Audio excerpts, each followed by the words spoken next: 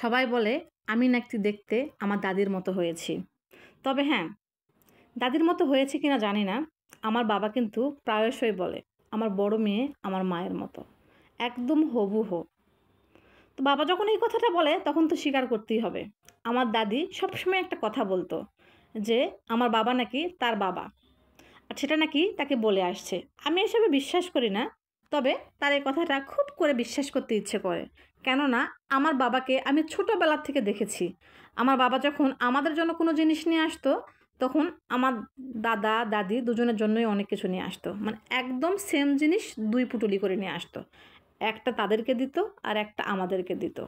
তো এটা দেখে আমার মনে হতো যে সত্যিই মনে হয় আমার বাবা আমার দাদিরও বাবা। আসল কথা কি জানেন? আমরা যখন কোনো কিছু চোখের সামনে দেখি তখন তার কদর করি না। আর যখন সে আমাদের ধরাছোঁয়ার বাহিরে চলে যায় তখন তাকে অনেক মিস করি।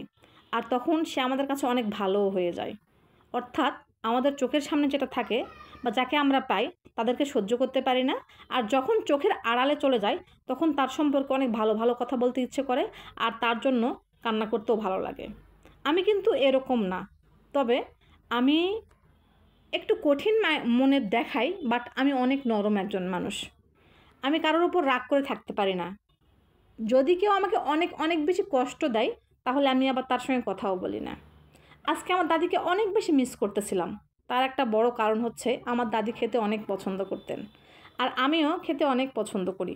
আজকে আমি মাংস রান্না করতেছি আর দাদিকে অনেক অনেক অনেক বেশি মিস করতেছি। তবে এমনটা না যে আজকেই শুধু মিস করতেছি, ইদানিং প্রায় সময় তার কথা খুব মনে পড়ে। দাদিকে কখনো বলা হয়নি দাদি তোমাকে অনেক ভালোবাসি। আজকে যখন আমি ভয়েসটা দিচ্ছিলাম আমার অনেক কষ্ট হচ্ছিল, কারণ আমরা কত কিছু বলতে চাই কিন্তু সময় থাকতে সেটা বলতে পারি না। আর যখন বলতে ইচ্ছে করে তখন সেই মানুষগুলো আমাদের সঙ্গে থাকে না। আমার দাদি একটা কথা বলতো, যদি মাংস রান্না করা হয় তাহলে বলতো মাংসের মধ্যে সবজি দিও না তো, এমনি দু টুকরা দিও, এমনি এমনিই ভালো লাগে। আর এই কথা শুনে আমার মা, আমার চাচিরা, আমার বড়াম্মা সবাই বলতো ঠ্যাকরান আসছে, জমিদার নেই, জিবার চাট কত। অথচ এখন তারাই বলে এমনিতেই ভালো লাগে।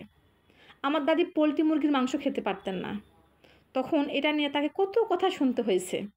আমি সেই সব স্বামীদেরকে বলবো যে যারা স্ত্রীকে অনেক সম্পদ দেয় ঠিক আছে, কিন্তু কখনো স্বাধীনতা দেয় না। আর যারা অনেক অনেক অনেক সম্পদ দেয় অথচ স্ত্রীর ভালো লাগা খারাপ লাগার খেয়াল রাখে না, মনে করে যে সম্পদটা দিলাম আমি উদ্ধার করে দিলাম, ভবিষ্যতে তার কাজে লাগবে। তাদের উদ্দেশ্যে আমি একটা কথাই বলবো, যদি এই স্বামী নামক বটবৃক্ষটা না থাকে তখন অর্থ সম্পদ গহনা প্রতিপত্তি কিছুই আর কাজে আসে না।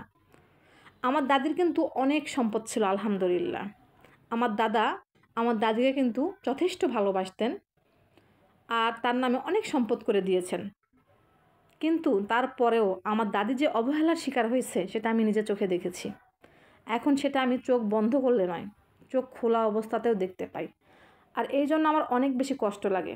আর আমি আমার সাহেবকে বলি যে আমাকে এখনই যা খাতে ইচ্ছে করবে খাওয়াই দিবা, যা নিতে ইচ্ছে করবে এখনই নিয়ে দিবা। ভবিষ্যতের জন্য আমি কোনো কিছু চিন্তা করি না, কারণ স্বামী নামের ছাতাটা যদি মাথার উপরে না থাকে তখন কোনো সম্পদই আর কাজে লাগে না। দাদিকে অনেক অনেক অনেক ভালোবাসি আমি।